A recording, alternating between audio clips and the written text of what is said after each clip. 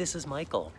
Today I wanted to talk about being very aware of our thoughts, feelings, and emotions, and what are our feelings and emotions and thoughts, and what are our animals. A lot of times what happens is we may get a feeling when we're with our animal and we just automatically interpret that feeling as being their own feeling. We just quickly sum up what's going on with them, such as, oh, my dog is not good with strangers. I need to cross the street every time I walk my dog because my dog just lunges at people. He's not good with strangers. Or my cat is very, very sensitive to all sorts of food. My cat has food allergies and is very finicky. Or sometimes even with horses, people will say, my horse hates certain saddles. There are certain saddles that I can't put on my horse because, he hates those saddles. And these could actually be real issues with the animals. They may be the case. But sometimes what happens is we may feel a certain way, especially when there's a lot of emotion behind it. And specifically like talking about, like the dog being not good with strangers, or reactive or finicky.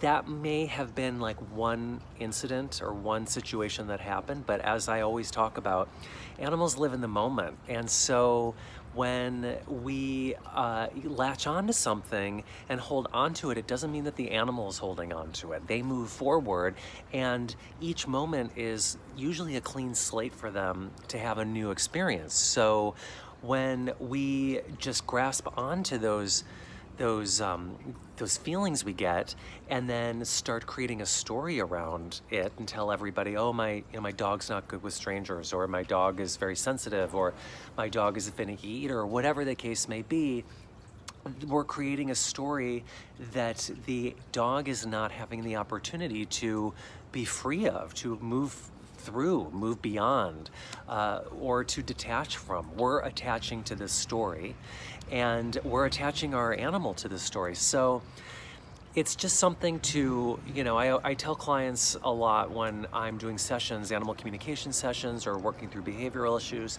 I'll be getting a feeling from the animal a lot of times, or the animal's essentially saying energetically, I'm good. I don't have issues with strangers, or I actually like food, but I just didn't feel like eating that day. If my owner stuck with me and kept giving me the food, a few days in a row, I probably would have eaten the food again, but they switched the food, assuming I'm finicky, and now I'm getting a variety in my diet. Hey, this is great. So, I like I said, I get this a lot where animals are saying, essentially through their energy, that the human is the one that's holding on to a story and creating a story based on their own feelings about the animal, not actually how the animal feels. So this is just something to kind of be objective and aware of. And the first thing I always tell people all the time with everything is to get into a practice of meditation, because that will ground you and center you and clear you and connect you into your own body and your thoughts and feelings and emotions. So that way you can more clearly and objectively read and assess and evaluate and feel those around you. So, I should say also, this can happen with people. We can be for people who are very sensitive or empathic, we can be like a sponge. And so we could be around a lot of people in an office environment, or even in a crowd, wherever it may be, even virtually sometimes. And we start to pick up on other people's feelings and we adopt them as our own.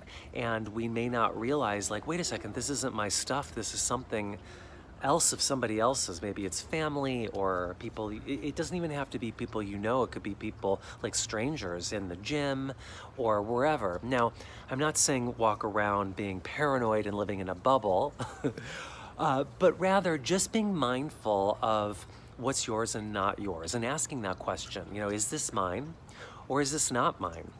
And you can do that, you can be more aware of that through a regular practice of meditation where you're grounding and centering yourself really on a daily basis. Exercise is another really great way to kind of keep the energy flowing and releasing, making space for new energy to come in that's your energy and not occupied by other people's energy. So, but what another exercise I share with people a lot that I work with is taking a bunch of deep breaths to ground and center yourself, but then just almost do like a body scan. And I almost think of like in some sci-fi movie or some sort of like old animated cartoon where you see this like scanner go up your body, and you just start at your feet and you start to scan up your body, and imagine as you're scanning yourself, checking in with what you're feeling and just noticing whatever you're feeling, and just objectively noticing it, and then asking, okay, is this mine or is this not mine? And you can bring that feeling into your heart center and feel it and see if you can, really get a grasp of, okay, wait, this is mine. And if it is yours and it's something that you really don't want to feel, that's great. Part of the process of releasing is to identify it, to shine the light on it. And you can really imagine like a light from above is shining, a golden white light is shining upon it and diffusing it and releasing it. And when you're identifying that it is yours or is not yours, that's a really big part of the process of releasing it. And if you need to, you can even imagine that you're just placing it in a bubble and watching the bubble float away off into the atmosphere, and the atmosphere will know what to do with it to release it. And when it comes to your animals, you can even imagine that you're doing a scan of your animal. And you first check in with yourself and scan yourself to be aware of how you feel, and then do a scan of your animal and check in and ask the question, okay, is this my feeling about them or is this their feeling? And you may find like, well, wait a second, I'm not feeling that my dog is super sensitive or reactive or nervous or wanting to lunge at people. That's something that I'm feeling based on the past and something that's happened in the past. And if that's the case, you just allow it, you bless it, you shine the light on it, and then you release it.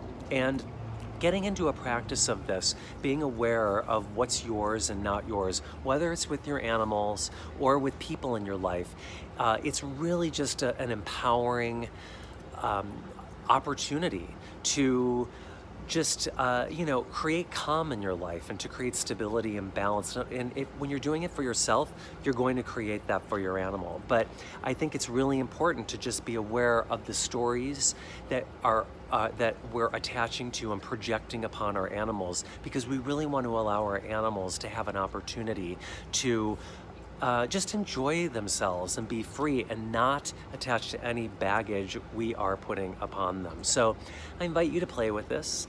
If you have any questions about this, you can just respond to this email or to this video, wherever you're seeing this. And if you would like me to help you out with any of your animals, you can book a session with me. I'm more than happy to help you through animal communication, work through any behavioral challenges, and really strengthen the connection and clarity between you and your loved ones, your pets specifically. All right, take care.